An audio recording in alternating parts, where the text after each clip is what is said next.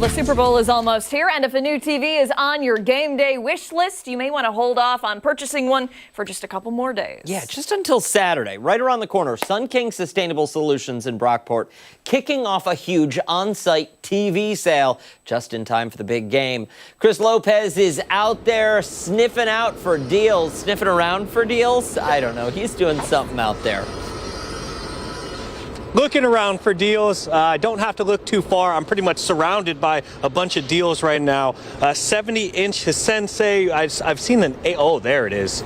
An 85-inch, I don't know if you'd need something like that, but there is it. 85-inch on Roku television, Vizio 75, they have it all. It's gonna be 50% off if you show up here on Saturday. Starts at 9 o'clock. It's recommended that you get here a little bit early just so you can have first-hand pick of the inventory. It is first come, first serve. Also, if you don't wanna wait in line, maybe it's a little bit too cold for you, that is fine. You can go online and you can get these same televisions for 30% off. Either way, it's a good deal. And that's 50 and 30% off retail pricing. So you're getting these at a pretty good bang for your buck. I want to bring in Jim Lloyd this morning, my tour guide. He's been showing me all around to, we've showed the stripping of the televisions to how you guys refurbish them. But we're going to go back to the basics here. Saturday, how many TVs total are you guys going to be offering to the public? We're looking at probably 1,500 plus, maybe even 2,000 TVs that we're going to have available here. And we've been taught you guys are known for all of your recycling. You were telling me it was what percentage do you guys avoid with a landfill, or like what's that percentage? Yeah, it's 98%. 98% of the stuff that comes here is diverted from a landfill. So only 2% of what we cannot physically recycle doesn't get recycled. Everything else is processed, either resold, fixed, or shredded and repurposed like we've shown you before. And then we were showing some of the old TVs. Those are not for sale at all. But can people just come in here and buy different things, laptops, cell phones, old TVs, new TVs?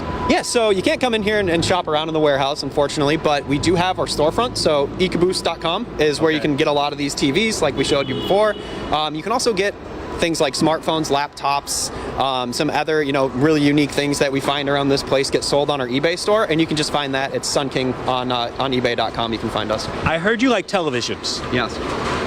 What's one of your favorite things that you like to watch on a television? So I'm kind of, I'm a TV nerd guy, so one of the things I really love to watch is just like old school commercials, especially, the big games coming up, people love commercials. I think you've got one of my favorites, actually. There's an old school commercial that I found, and it's pretty cool. Dan, you should take a look.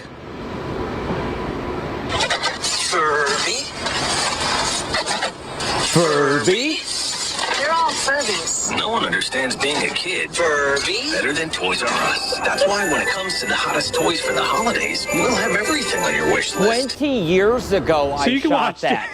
20 years. How much did you get paid? He got paid in Furby. I got paid. Don't worry about it. 2 decades. Are you looking for any more Furbies?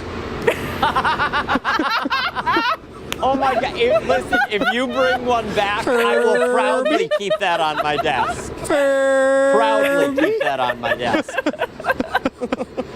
Well, Jim, this is really all Jim's idea too. He already had this planned and ready to go when we came in here before the 6:30 hit.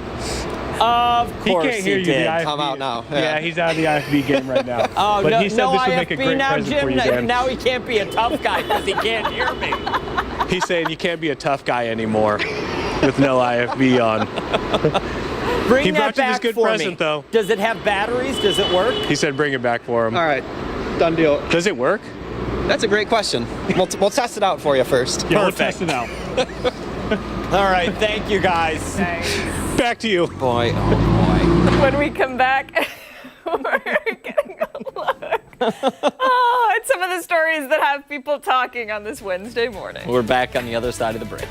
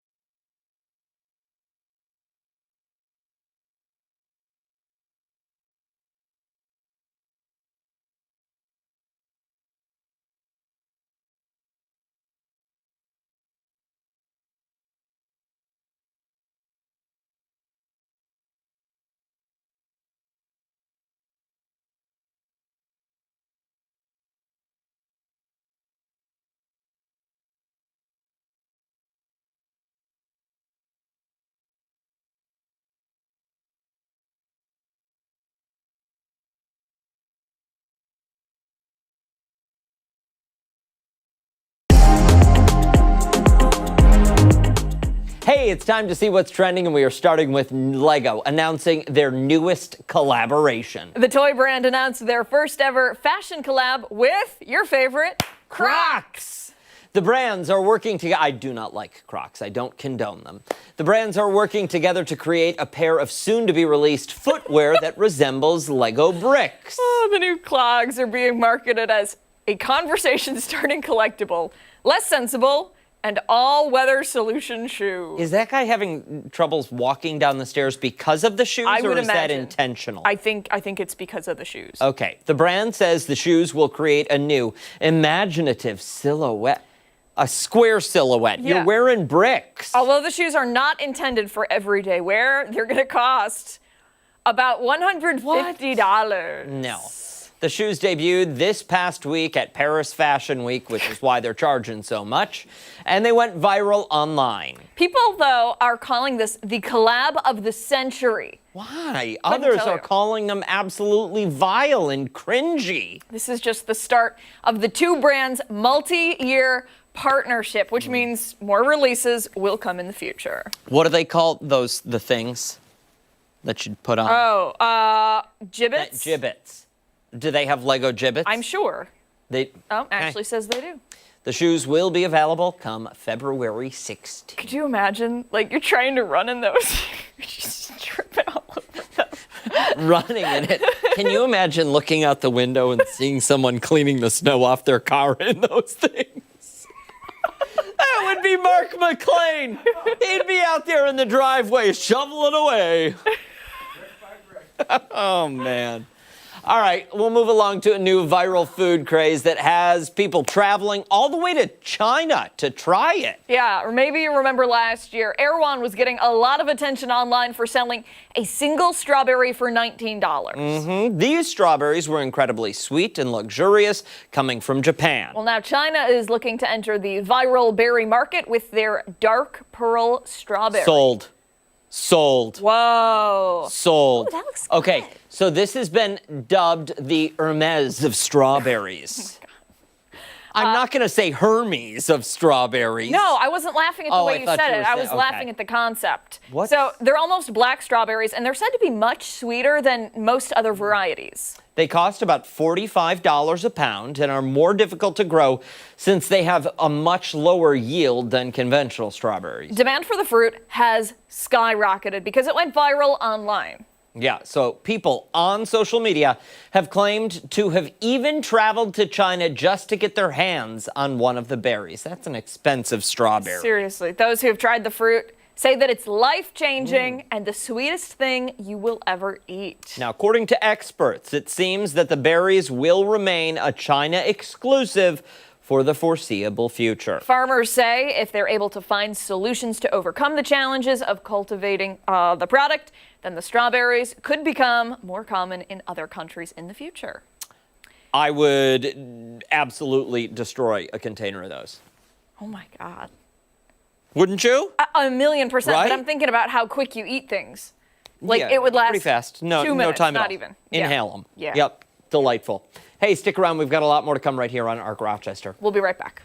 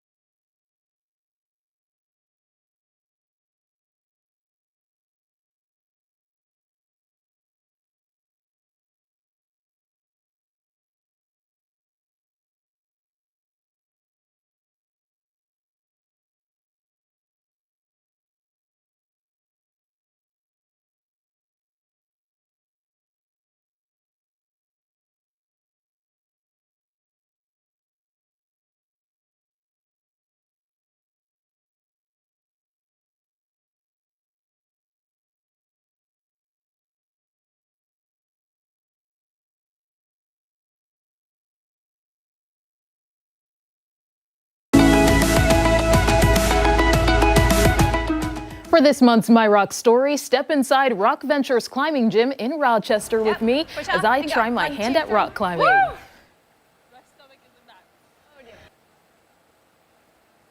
And you just saw it there. Tune in to learn more about how the owner is helping beginners like myself and experienced climbers find community in the Flower City. That's coming up in our 9 o'clock hour. Arc Rochester returns after this.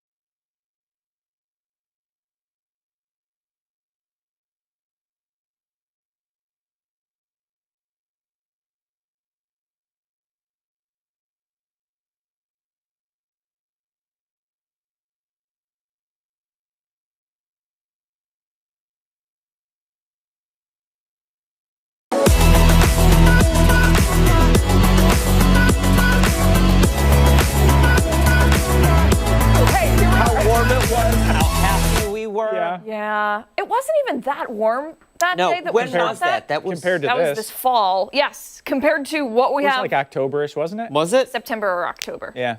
I think those were the days, man. Those were the days. Do you remember when we filmed the first ever Arc Rochester intro? Yes. Speaking of reliving memories, I think Ashley's got something very important to show us. And the old monitor here. Yeah. Is it going to roll? There it goes. There's There he no is. audio. It does nothing Hey. with no audio. You have to Furby. Furby. They're all Furbies. Love this. Furby. Do you know how many times I've seen this ad? Probably like 100. Yeah. I loved it so much. I totally forgot about it, but that is funny.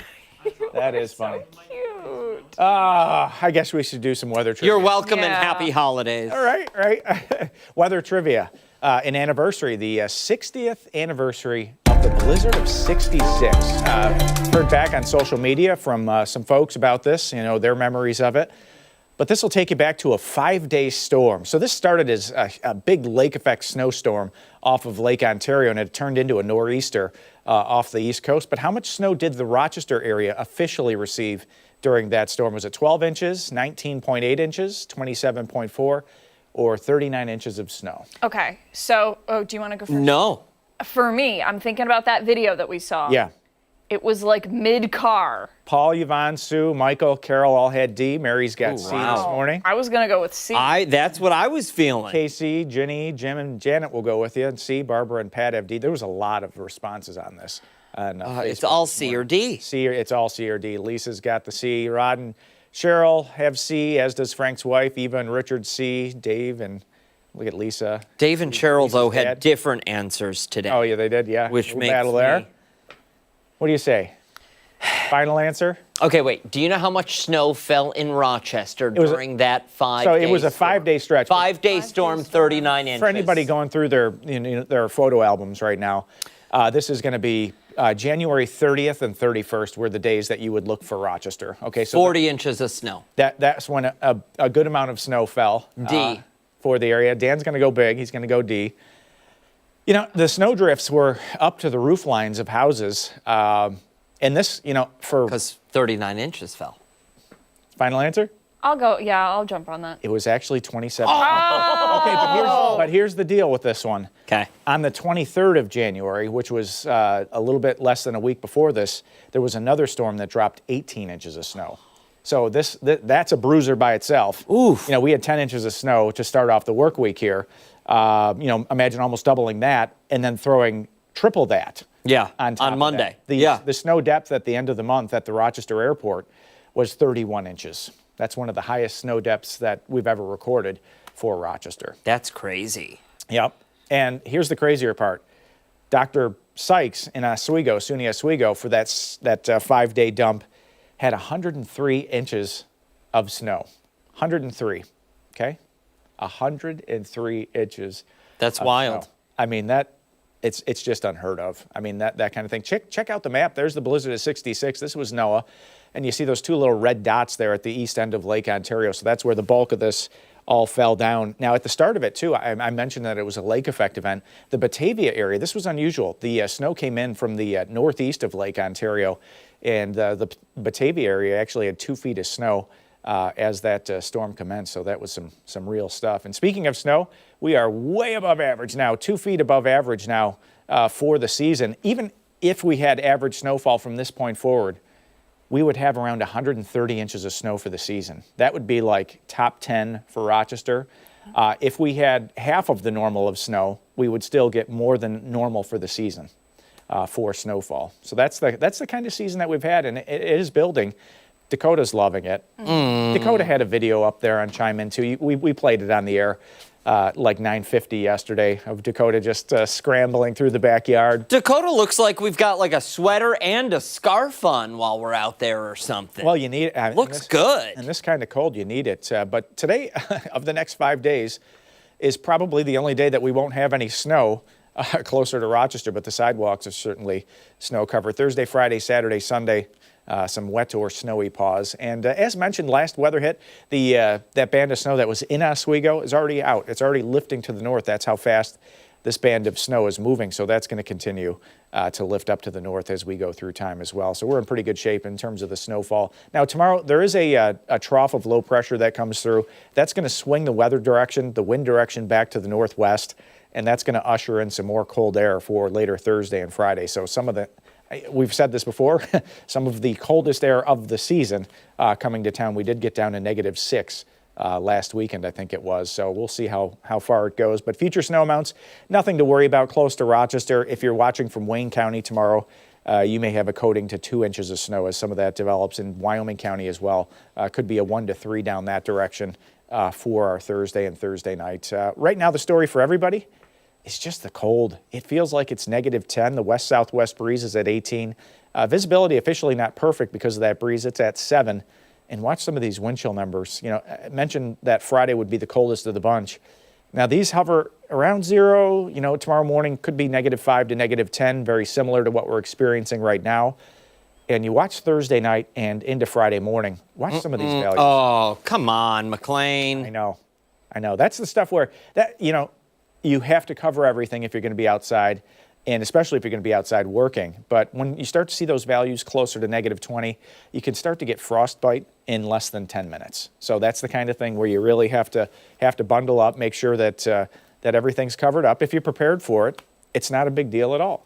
People will go out and snowshoe through this. People will go out and ski in this. But they also have every square inch of skin on their body covered with something to keep them warm. The hour-by-hour forecast today will have temps in the teens. And again, notice the icons at the bottom. They are free from snowfall. So I don't know if that'll cheer you up. We also get some ornamental sunshine today, which also boosts the spirits just a little bit. The extended forecast, Friday, that -2, that's like a city number. That's like a lakeside number.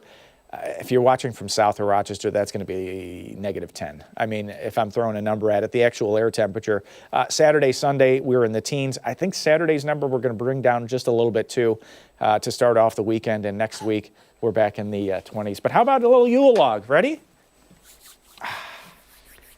Yeah, you guys can act like you care about this fake fireplace. I got to pick my jaw off the floor. South of the city, -10. The air temperature. And thankfully, it's not going to be windy.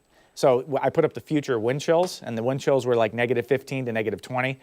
If we had any kind of real wind on Friday, there would definitely be some closings and cancellations. We'll see what it looks like when we get there. One of the things that happens, it starts feeding back on itself. You get the snow depth increases. That prevents any heat from the planet's surface to get into the atmosphere. So snow does two things. It insulates the planet, which keeps the heat down into the surface, and at the same time, it reflects away any sunlight that would come down and warm us up. So it has a doubling effect of cooling in the atmosphere. That's why it feels like a refrigerator outside. It does. Yeah. You literally feel like a refrigerator right now. All right, McLean. Always joining us with the good news. Thanks, Mark. Yep.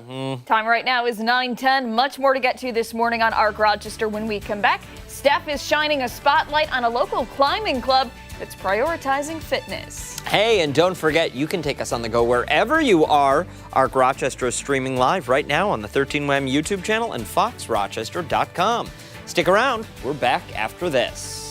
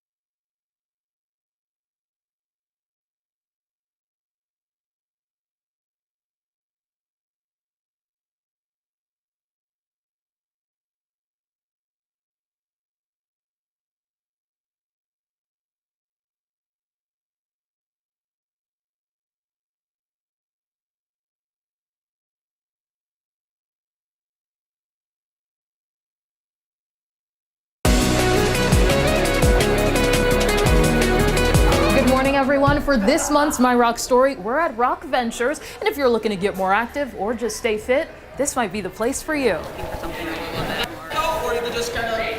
The previous owner, he came up with the idea and opened in '96. It was one of the first climbing gyms in the country, which is pretty cool.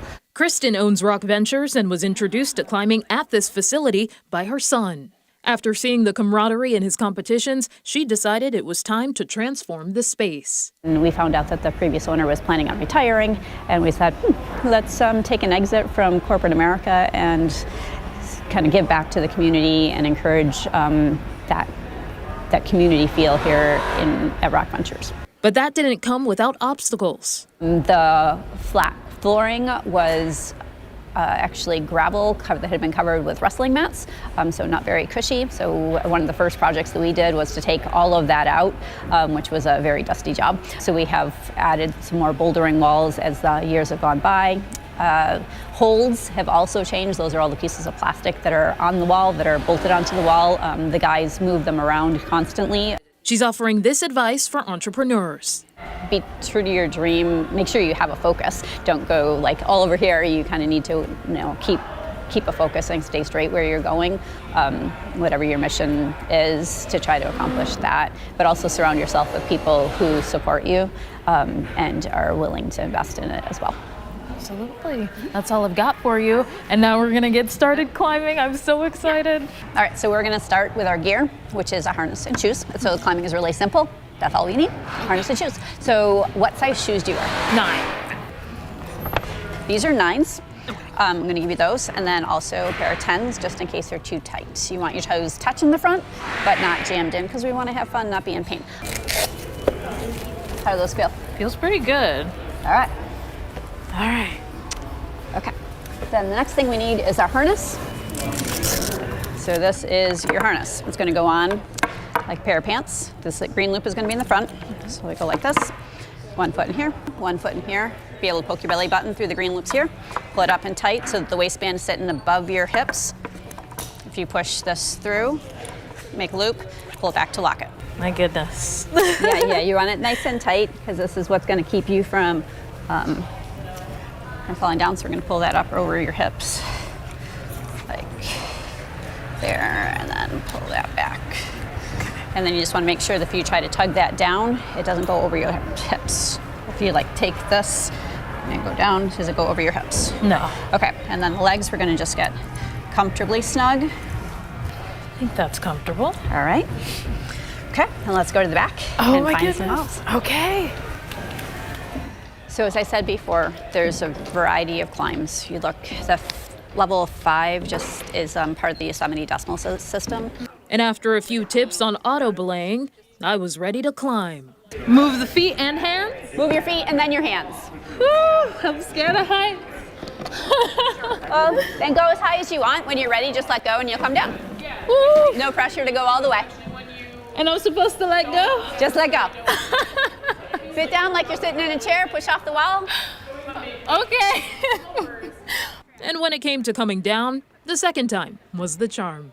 Ready? And go. Oh! Oh, that wasn't so bad. Okay. Okay, yeah, I get that. Right? So you just. Brave girl.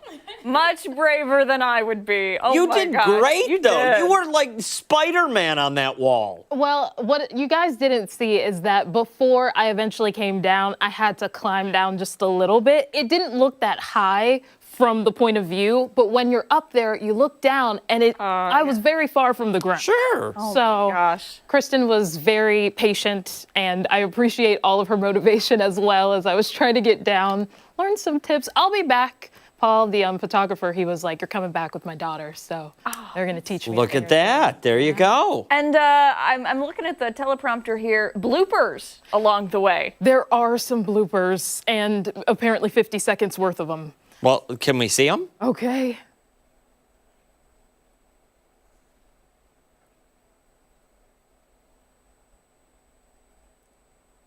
Are we supposed to be hearing anything? I'm just...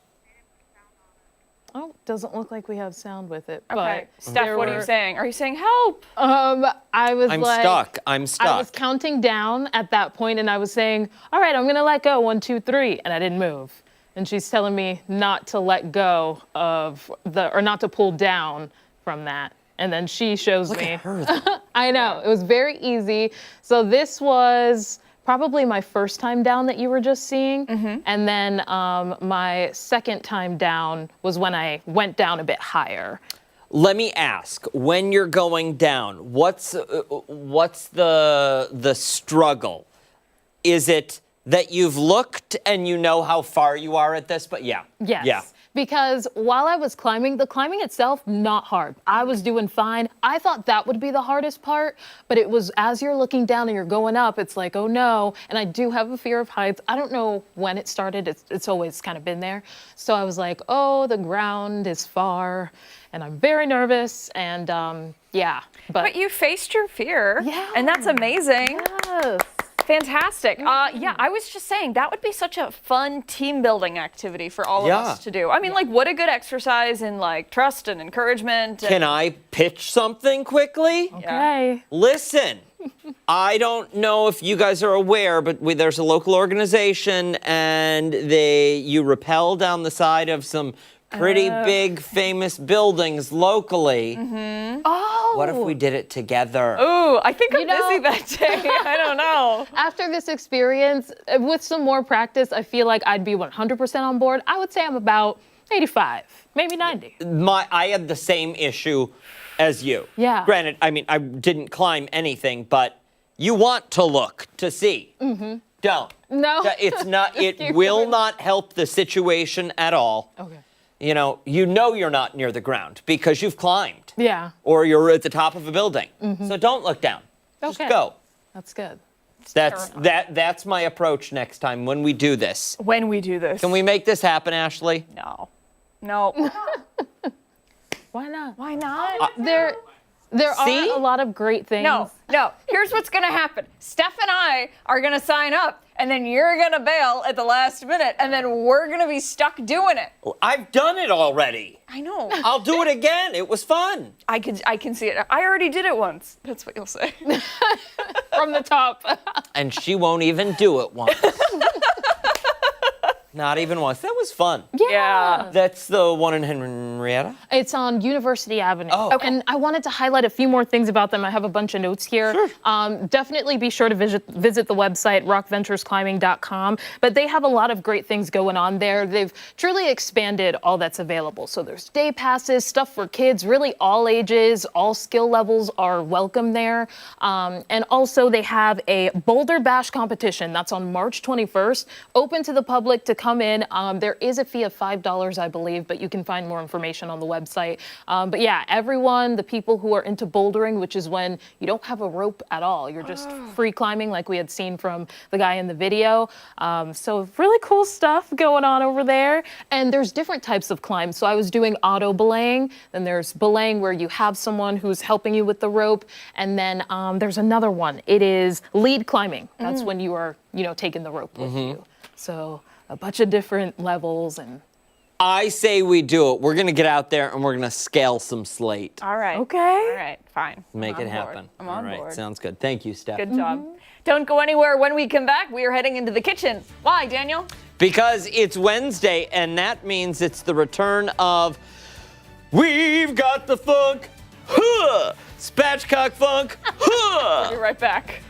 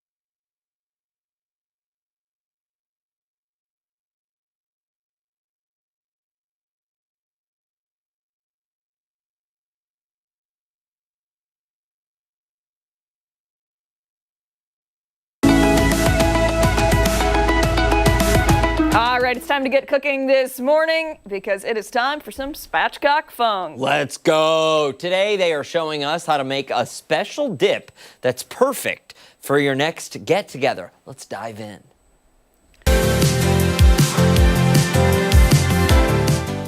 Y'all ready to dip with spatchcock funk? Today we're making one of our all-time favorites, crawfish artichoke dip. Now, you ain't got to use the crawfish if you don't want to. This can be vegetarian, you can put shrimp in there, but we like crawfish, sometimes called crayfish, because this fish is cray. What you do is get a couple pounds of it, but we're gonna use 1 pound in this. How you get the tail out is take this beautiful guy right here, twist the tail out, you can suck some of the head, and then you just pull it out of the tail, and now you got your tail, right? This is the protein that we love, the little flavor in there. So we've got our crawfish in there. The other star of this dish, artichoke hearts, right? So get a can, 10-ounce can, you need 2 of them. Drain them, chop them, put them in a mixing bowl. So this recipe actually comes from a coworker from my father-in-law, may he rest in peace. And he loved this dish, he loved her. So if you're gonna make this, make it only for people you love. If there's someone you kind of like and they ask you to make it, be like, nah, I'm gonna make you something else. And they can start packing their stuff. So after you got the 2 cans of artichokes, we put 1 cup of mayonnaise into this thing, okay? Then 1 cup of finely grated Parmesan cheese. Next, a pound of chopped crawfish tails, getting all cray in it. 3 cups shredded mozzarella. About a ½ tablespoon of minced garlic. And then stir it up, baby. Like Bobby and the Whalers, stir it up. Take a greased pie pan. Then we're just gonna slide it all in. Then pat it all the way across so you get it even touching the sides of your greased pan. Then the next thing we're gonna do is we are gonna take some breadcrumbs and we're gonna coat it with breadcrumbs all the way across. This gives a little crunch, the creaminess, a little salty flavor too with the other beautiful things. So once we've got that good and covered with the breadcrumbs, take some dried parsley for some color, put that across it. Then in the oven at 350 for 1 hour. We dip, you dip, let's all dip. This is where it's at. Look at this cheesy, creamy goodness. Got that crawfish, got that artichoke, got all that cheese. Man, on some crostinis, ain't nothing better. Crawfish artichoke dip, spatchcock funk.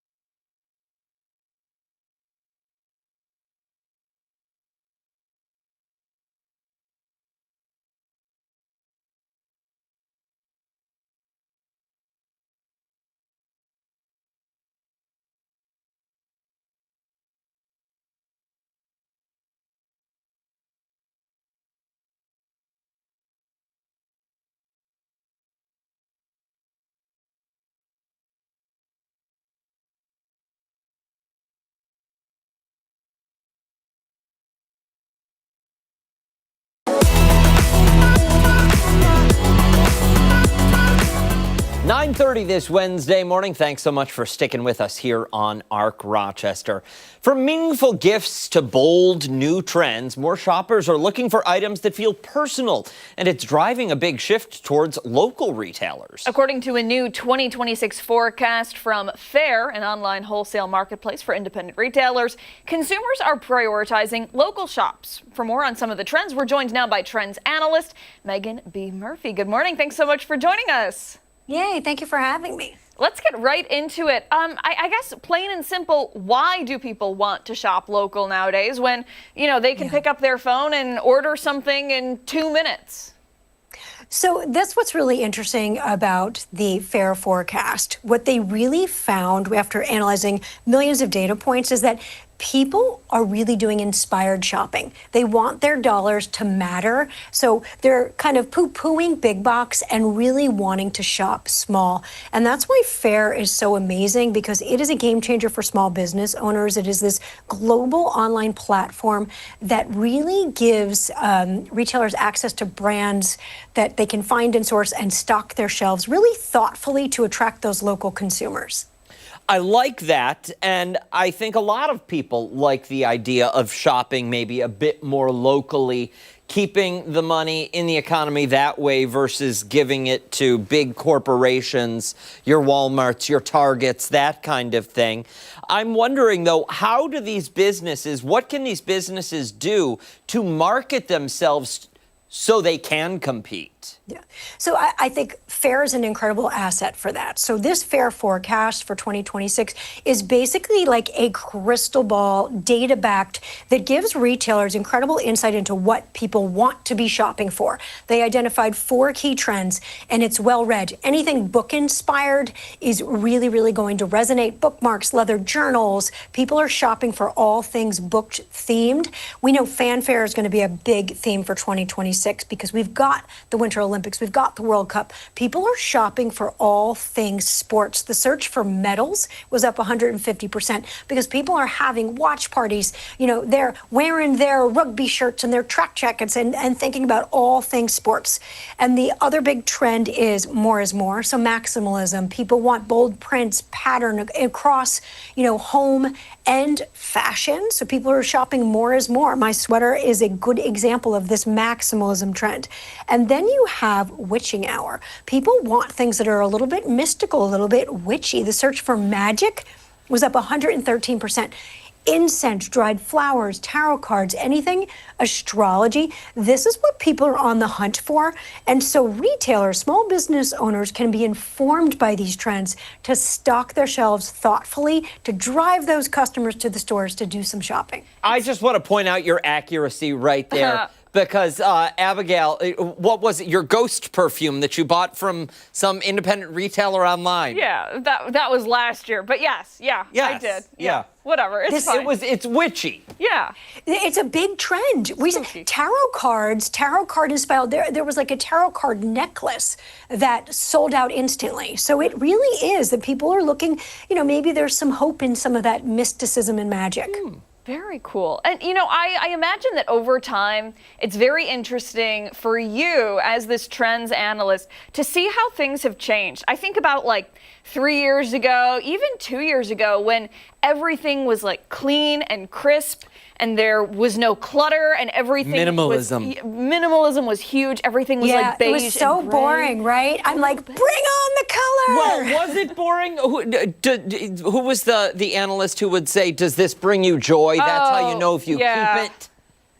Yeah, well, yes. I can't remember. That's the science of enclothed cognition, right? How does something make you feel? I love pattern and color. I am all about the more is more trend. I love that. It's so interesting. The psychology behind all of it, I find fascinating. The numbers, good and great and all, but the reasons why people behave the way they do, why we shop for certain things, why things come on trend, I think that's really interesting. Yeah. And that can be, that's the challenge for retailers, right? They got to stock their shelves with things that are going to actually sell, and they may have good instincts for their customer, but this Fair forecast is really like a crystal ball. We know that this was what brands brands are producing, what people are shopping for, what's going to be selling. So using that to really inform your buying so that you get those customers in the door. That's the real secret sauce. And tell us a little bit more about FAIR and how people can learn more or check out some of the stuff, because this is very interesting. Yeah, and it is it's a global online platform. So that's one of the really cool things about it. You've got brands that retailers can shop wholesale from around the world. So there really is this really unique inventory at FAIR. If you go to fair.com, and it's FAIRE.com/forecast, you can check out this entire trend report. It's a really great for retailers. And then, of course, I want all of your viewers to go shop local to support your community. I am a chief spirit officer of my own community, and I say every time you shop local, a real person does a happy dance. A chief spirit officer? That's an awesome title. That's an awesome title. The mayor appointed me. I'm very proud of it. Megan B. Murphy, thank you so much for your time this morning. We really appreciate it. We look forward to speaking with you again. Yay, thanks for having me. Much more to get to this morning on ARC Rochester. When we come back, we're going behind the curtain with a Hollywood star who's getting ready to star in an OFC Creations upcoming production. We certainly are. Don't forget, you can take us on the go wherever you are. ARC Rochester is streaming live right now on the 13WAM YouTube channel and foxrochester.com. Stick around. We're back after this.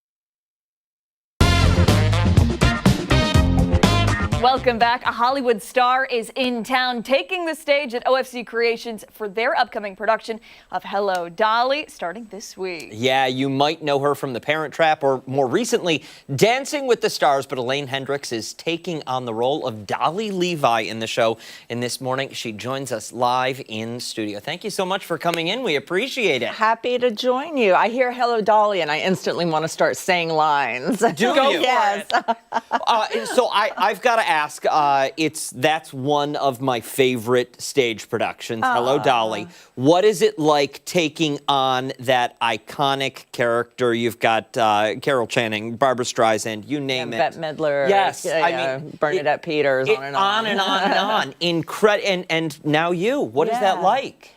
It's a real honor. I mean, I've been very fortunate to have a lot of iconic roles under my belt. And so I feel like this is just, I'm adding one more. I think the musical is deceivingly pretty. It's a lot of hard work. A lot of hard work goes into all that wonderful pageantry. Tell us a little bit more about that. Deceivingly pretty. I like that phrasing. Yeah. Well, you know, I think Dolly herself is such an optimist, and she's so full of joy. And the story is, no spoiler alerts, but she's coming out of grief. She lost her husband, and she's decided that she wants to come back and live life to the fullest the way she did with him. And so that's everything leans towards that. So the costumes are beautiful, and the music is upbeat, and Dolly is so optimistic. But underneath that is a lot of grief, and again, like a lot of hard work to make it all come together. What is it like taking on, I mean, the music in the show is fantastic, and then on top of it, you have got so much dancing. We're looking at some rehearsal footage here. What is that part of the preparation process like? Well, we've been at it now for 2.5, almost 3 weeks, every single day. I think we've had maybe 2 days off. And although I have not taken a day off, I mean, it is a lot to learn a full show, especially at this stage in my life. So it's been incredible. It's been fun. Everybody has been working so hard. I bet. So you were just on Dancing with the Stars. Yeah. I would love to know the difference between rehearsals for that, something new every single week, and then something like this where you're practicing for many, many, many weeks, all leading up to a couple productions. Yeah, that's a great question. So I began my career in theater, and so I'm used to the rehearsal process. And whether it's a new dance every week or whether it's going over the same, it's very familiar. That's very home for me. And the rehearsal process is the most challenging. You're figuring it out. You're trying to get it right. You're trying to learn new things. And on Dancing with the Stars, we had to do that every single week. And so that was its own challenge. This, when you're doing an entire show and there's so many little nuances, that's its own challenge. So kind of most of it's really the same. It's a lot of memory work. Are there any particular numbers in the show that you like more than the rest? I don't know. That's a little bit like asking who's your favorite kid. Mm-hmm. And every parent has one. I know. We're gonna say you all have one. I think my favorite might be my final song, So Long, Dearie. Oh, the cash register. Yes. Yes. What about fantastic. It's a little vaudevillian. It's a little na na na na na na, and I like that. I like putting the dance and a little sass and the song, and I'm digging it. It's great. It sounds like it's right up your alley too. It's great. It's great. Yeah. That is one of, I think, the best numbers in the show.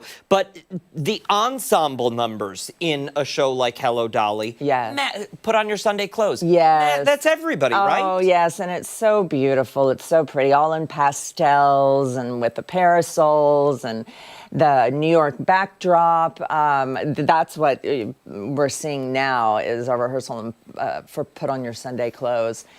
And everyone is just, I'm so impressed with this ensemble. I mean, they learned very quickly, they cleaned very quickly, and then you put the costumes together, their voices, the staging, the space, all of it. It's a production. I mean, we came in and we have 2.5, almost 3 weeks of rehearsal, and then about a 2.5-week run. And it's a big production for such a short time. I mean, OFC really has gone all out for it. So I hope people come and check it out. I'm sure they will. We have such a great theater community in the Rochester area. You know, such love for the arts. So definitely we'll get a good turnout. Yeah, Oh, 100%. good. Don't go anywhere. Okay. You either. On the other side of the break, much more with Elaine Hendrix. We'll be right back.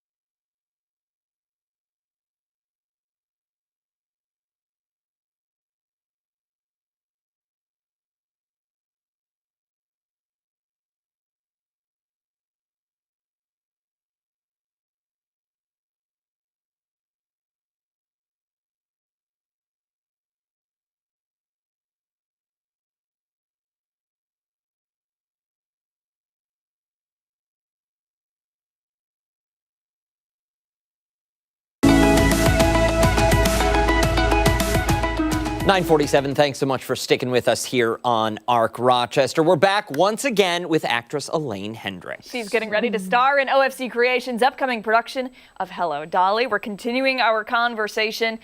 Before we went to break, we were talking a little bit about some of the big numbers and some of the things that you really love about the show. What do you think, what is one thing that the audience will take away from it at the end of the production? Like a good message or a good lesson from it all? Yeah, I think right now, you know, it's no secret to anyone. We're in some fairly trying times right now. And I think that people are stressed and having a hard time. And I think Dolly would be a really wonderful, not an escape, but a boost. You know, I think it will really feed their souls to come see this. It's just such a joyful production. Dolly is, though, such a positive character, too. Even coming from what she recently experienced, and then the show starts, she's the shining light that's kind of the beacon for Yonkers, New York, you know? Yes, she is. I like to say, like, she's this whirling dervish that goes in. She likes to stir the pot and then sit back and watch what happens. And her specialty is matchmaking. She's all about love. And so by the end, again, no spoiler alert because it is the story of Dolly, but we end up with 3 happy couples. That's fantastic. Yeah. You know, when you were getting ready to take on this role, did you do quite a bit of character research, or, you know, as somebody who started in theater, were you like, hey, I've got this, I know all about Dolly? Oh, no. Any production, I mean, you watch it, and then once you start diving into it, it becomes a whole different thing. So I got the script, and then I started breaking it down as I do any project. A lot of it is understanding the scenes, the music, the character. Memorizing the lines has been the most challenging part. Dolly does not stop talking, and she's very flowery. I say she's a very flowery Yoda. Like she's always, teach you I will, you know, but using 40 words instead of 10 words.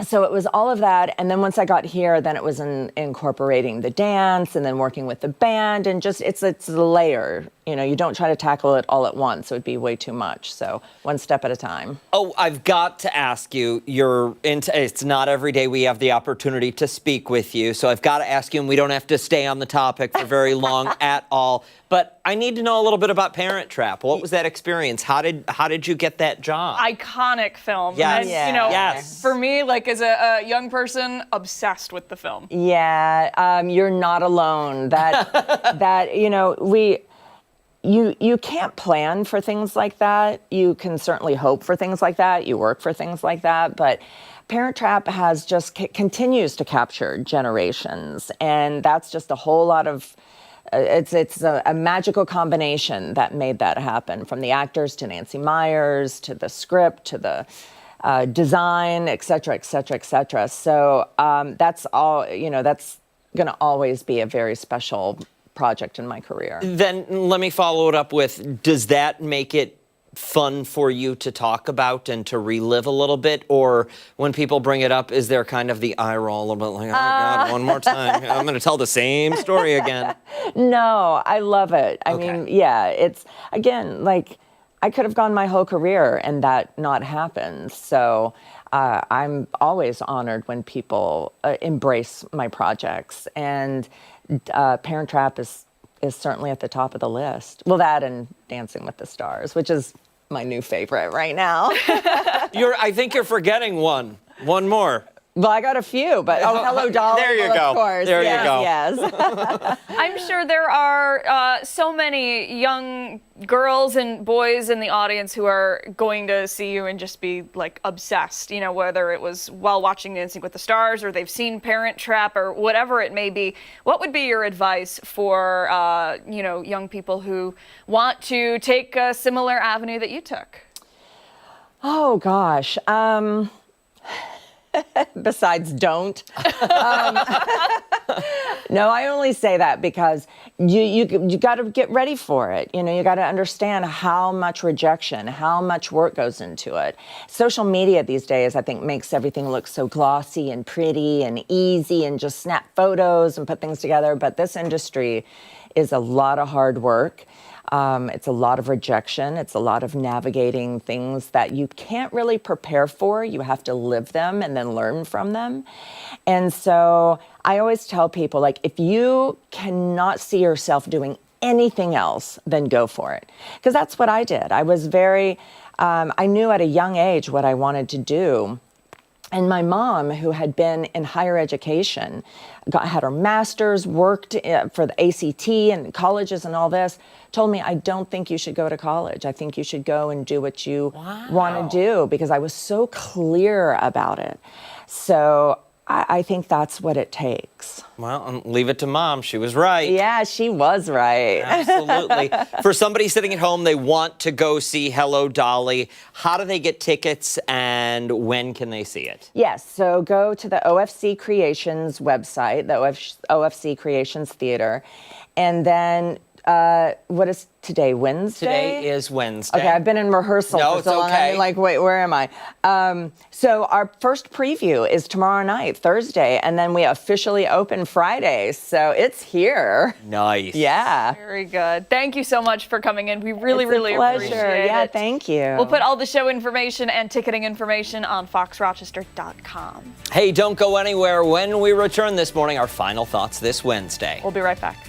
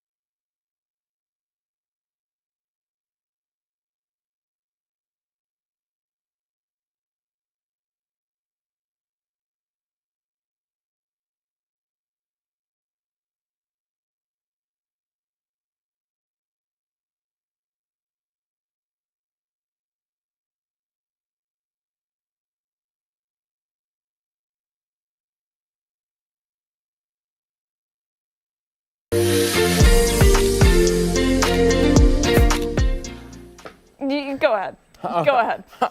It's time for our final thoughts here on Arc Rochester. We've got bloopers. Have a look. You know, this might be where it is for me. That's fine. Okay. Okay. 3, 2, 1. Oh, no. Can't do it. Is there any chance where if I let both go that I'll just come straight down? Oh my gosh, I'm such a chicken. At what point, You're a Steph, did pro. they move the ladder in for you? No point. I eventually got down. It just, took a few steps down so I could be closer to the ground. But yeah, you heard me ask. All right, you did well. You did great. You did great. You did great. Packed show, lots of Lots of stuff. action. Yep. Find it all on foxrochester.com or the 13 Wham YouTube channel. That does it for us here on Arc Rochester. Make sure to wake up with us again tomorrow morning starting at 4:57. Right then we're on 13 Wham ABC. Swear. Much more live local news coming up later today for 13 Wham News at midday with Steph and Mark. See ya. Bye.